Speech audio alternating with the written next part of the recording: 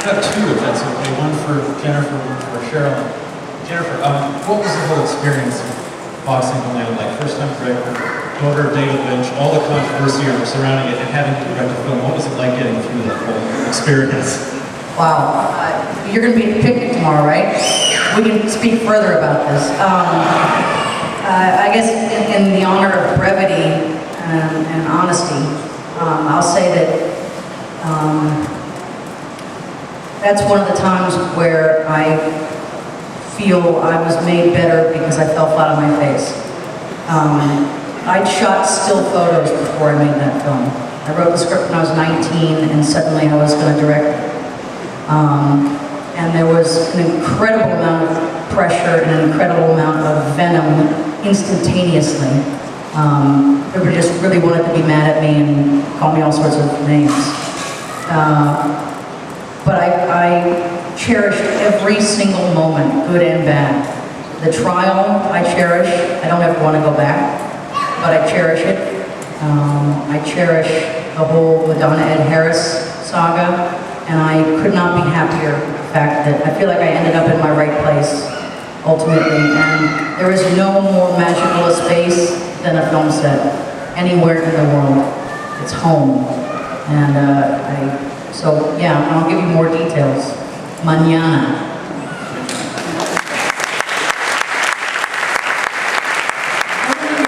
Just to add to that Jen said it was like she has this baby inside of her and it's not even born yet and everybody's saying there's something wrong.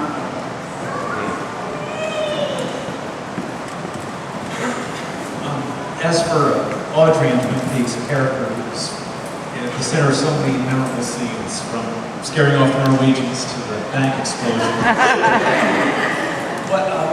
What are some of your favorites, or the ones that you remember the most? Just Audrey's memorable scenes throughout Twin Peaks. I loved in the pilot of poking the hole into the styrofoam. It was so stupid, but my brothers thought, they're like, oh my god, so you. Always like that. It's just like you. On to the next thing, you know, where else can I get attention?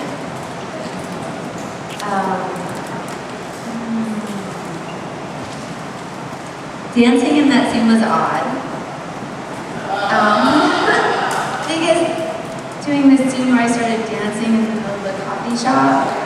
Yeah. Because what happens is David comes to the set, okay, we're gonna rewrite the scene. And I'm like, wait a minute, like I worked with my teacher, I'm like, what do you mean you're gonna rewrite this? Like, what am I gonna do? Like, I was scared. Come on, we're gonna get a cappuccino and rewrite this. I'm like, oh my god. But David has a way, it's like an abstract way of directing you. He never says do it this way, do it that way. He'll just like bring you into this world that he has, this consciousness, and he like knows somehow intuitively something about you to bring out. And it's not tangible. It's hard to articulate what it is that he sees or how to do it. You know. But I did it. Well, because I trust him so much. There's something about him that he's just real and he's there and he looks you in your eyes and he's, oh, we're gonna put on this song and it's Audrey's song and we're just gonna groove and you're just like in the middle of it. Yes, you are. You had some Joe and you're just gonna groove to them like, okay. Same way he came to do with Wild at Heart and there's this girl, she's a China doll, and she's broken and bloody into pieces, and she can't find her wallet, and it's you, and I'm like, okay.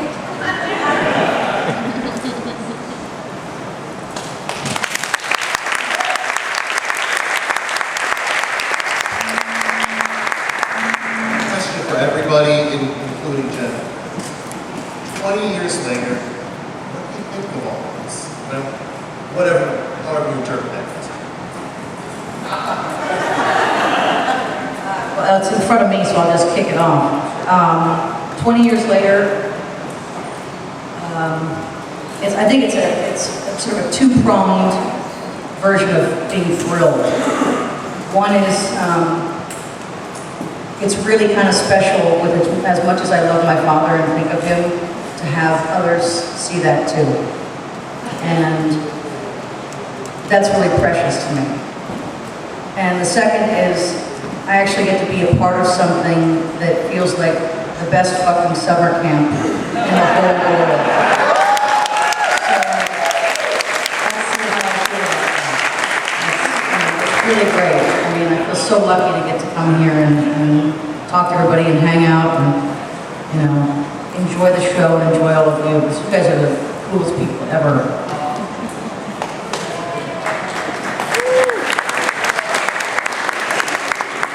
Well, Josh had contacted me through Facebook, and I was like, Twin Peaks? I don't remember much about it, but, and then I Facebooked Jen. I met her a couple of times through a mutual friend. She's like, you gotta come, it's a blast!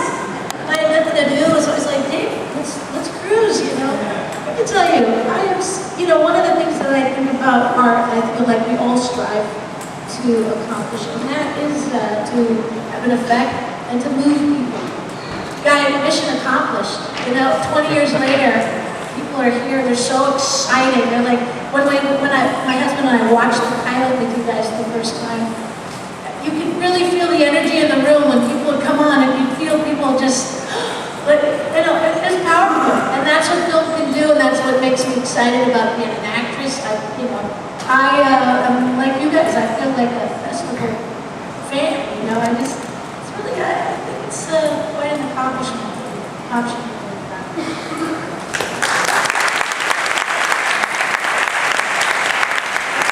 Well, I see the impact that it has on people. I was in an improv class last week that Gary Austin was directing. He started the Groundlings in LA. Gary's going through some really tough medical issues right now. But anyway, one of the people that was there whom I've never met was from Padua, Italy. Simone. And I mentioned to him, you know, there's different classes coming up, and I said, well, I'm going to Peaks Festival. Twin Peaks. He said, oh, I love that show. And I told him I was in it. Had been in it, and he just went, I'll tell you, into Italian and just saying, oh, I love it, Mom.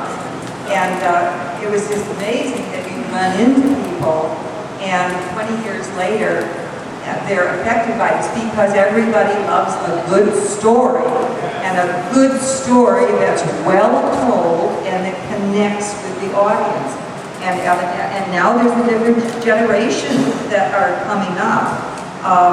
That are looking at this and seeing, you know, the story that's there that they get involved in. And I've been coming to a lot of these because I live here in the area. And so every time I come up to Snoqualmie Falls, or I drive up here, go past the coffee shop or whatever, I'm reminded again of it. And I see fans that are on tours and things, you know, even during the year. And I just think it's wonderful that you people have been very loyal. And I understand, what, 85% are brand new this year?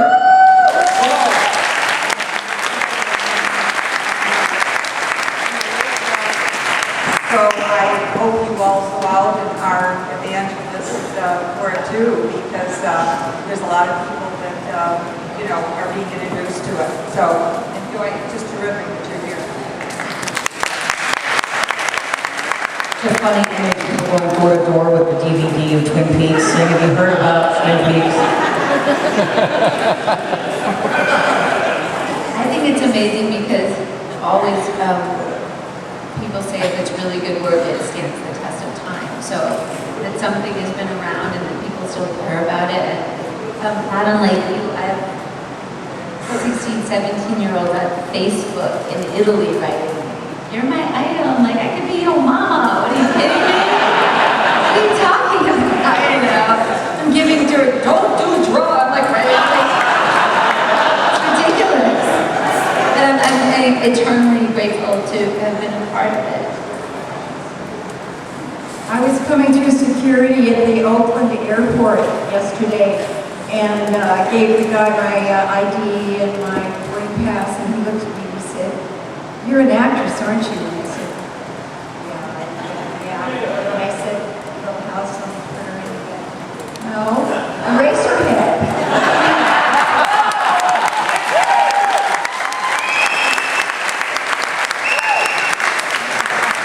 They are out there, you know.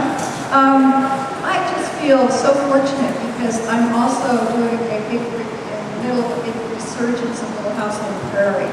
So I've been to the Jello Museum in Roy.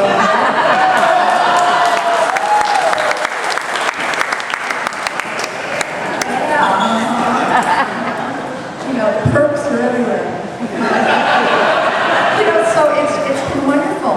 I know some of you know this already, but I was doing Eraserhead and Little House on the Prairie at the same time. That's gonna be weird. Yeah, so anyway, you know how happy I am to see, you know, so many of you year after year after year, and, you know, congratulating people who just got married. Congratulations, you too. Anyway, thank you for coming again, and I hope this is something that you can plan on every year. You know, you make friends here, and it's just a wonderful, wonderful time. Thank you.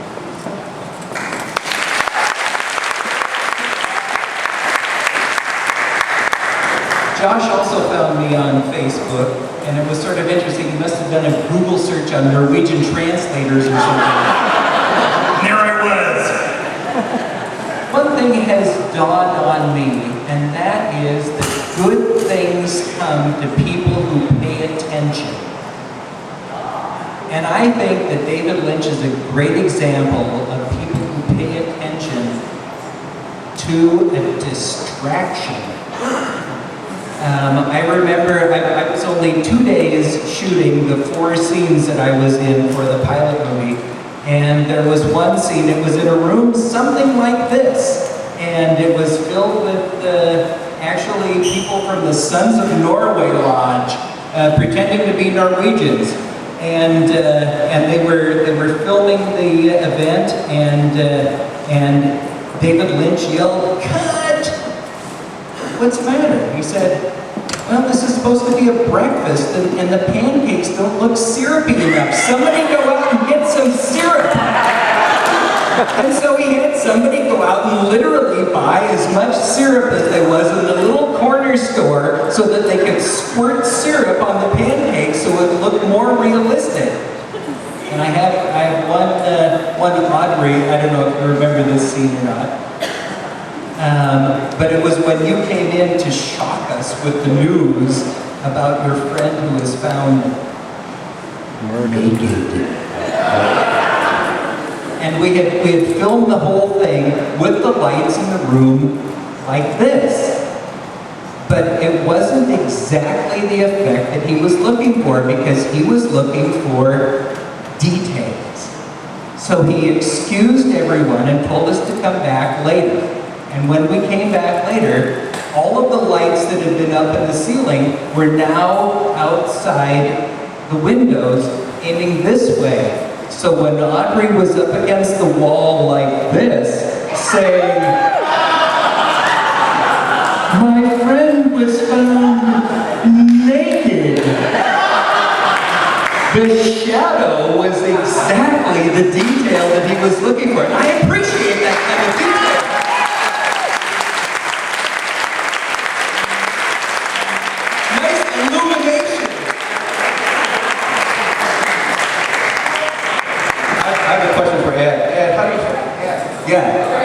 How do you translate hand in hand in Norwegian? Hånd i hånd.